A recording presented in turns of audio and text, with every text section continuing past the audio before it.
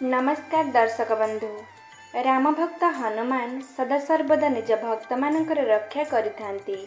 जेउ भक्त भगवान हनुमानकर शरण को जाती तांको कौनसी बाधा छुई पारिब नाही।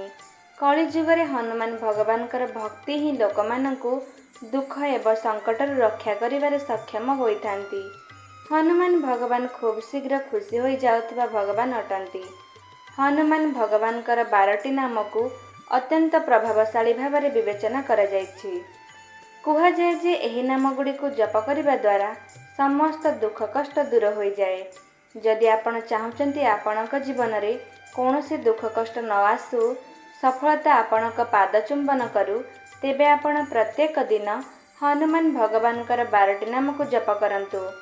प्रथमे ओम हनुमान, द्वितीय ओम अंजनी सूत्र, ओम वायुपुत्र, ओम महाबल, ओम रामेष्ट, ओम फाल्गुण सखा, ओम पिंगाक्ष, ओम अमित विक्रम, ओम उदाधिक्रमण, ओम सीताशोक विनाशन, ओम लक्ष्मण प्राणदाता, ओम दशाग्रीव दर्पहा। दर्शक बंधु, एही 12टी नाम को निश्चय जप करंतु एवं निज जीवन सबु दुख कष्ट दूर कर दियंतु।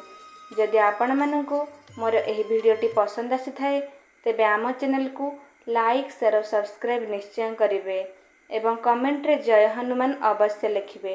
धन्यवाद।